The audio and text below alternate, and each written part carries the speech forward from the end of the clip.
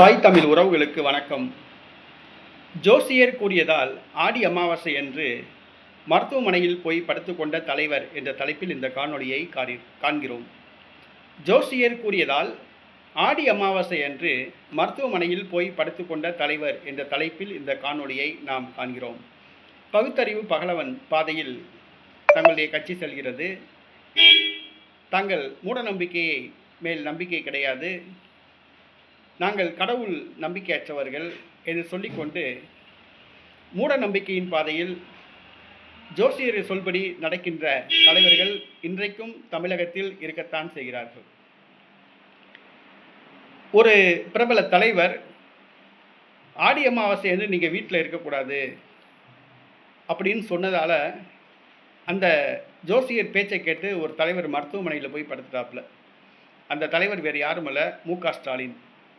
அவருடைய மனைவி துர்கா ஸ்டாலின் ஆன்மீகத்து மேலே ரொம்ப தீவிர ஈடுபாடு கொண்டவங்க, ஜோசியத்து மேலே நம்பிக்கை கொண்டவங்க. தன்னுடைய கணவர் முதலமைச்சராக வர வேண்டும் அப்படின்னு சொல்லி கோயில் கோயிலாக ஏறி பூஜை செஞ்சாங்க, பரிகாரம்லாம் பண்ணாங்க.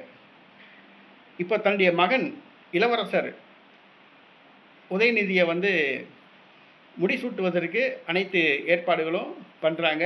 அந்த முடிசூட்டுவதற்கு தடையாக உள்ள பிரச்சனைகள் பனி போல் நீங்க, வெயில் பட்ட பனி போல் நீங்க பரிகாரம்லாம் மேற்கொண்டுட்டு வராங்க.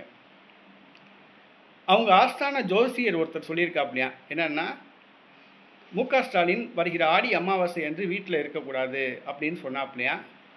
அதனால் 2 நாட்களுக்கு முன்பாகவே மு.க. ஸ்டாலின், முதலமைச்சர் மு.க. ஸ்டாலின் மருத்துவமனையில் போய் படுத்துக்கிட்டாப்புல, அப்போலோ மருத்துவமனையில் போய் படுத்துக்கிட்டாப்புல அப்படின்னு சொல்கிறாங்க. எந்த அளவுக்கு உண்மைன்னு சொல்ல முடியாது. அதாவது கடவுள் பக்தி இருக்க வேண்டியது தான், அதுக்காக இந்த மாதிரி மூட நம்பிக்கையெல்லாம் இருக்கக்கூடாது. வீட்டில் இருந்தால் ஆபத்து, ஆஸ்பத்திரிக்கு போயிருந்தால் அதை விட ஆபத்து. அது தெரிய மாட்டேங்குது. ஆஸ்பத்திரியில் போய் படுத்துக்கிட்டால் நல்லா இருக்கவங்க கூட தான் நோயாளி அப்படிங்கிற ஒரு மனநிலை அவனுக்கு வந்துடும். அதான் உண்மை. இன்றைக்கி வீட்டில் இருக்கிறதுக்கு பயந்துக்கிட்டு ஜோசியர் பேச்சை கேட்டு இன்றைக்கி மருத்துவமனையில் படுத்துருக்கதா சொல்கிறாங்க. அந்த மாதிரிலாம் செய்யக்கூடாது. ஜோசியம் ஓரளவு பின்பற்றலாம், கடவுள் நம்பிக்கை ஓரளவு இருக்கலாம். ஆனால் கண்ணை மூடிக்கிட்டு எந்த ஒரு ஜோசியர் பேச்சையும் கேட்கக்கூடாது. இது நம்முடைய அறிவுரை. அதனால் இன்றைக்கி ஜோசியர் பேச்சை கேட்டு மு.க. ஸ்டாலின் முதலமைச்சர் மருத்துவமனையில் படுத்துக்கதா சொல்கிறாங்க.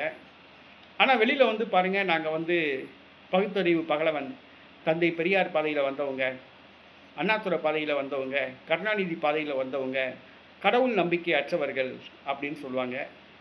உலகத்தை ஏமாத்துறதுக்கு நிறைய பேருக்கு வாயில் பொய் தான் வரும். அதில் மு.க. ஸ்டாலினும் ஒருத்தர்.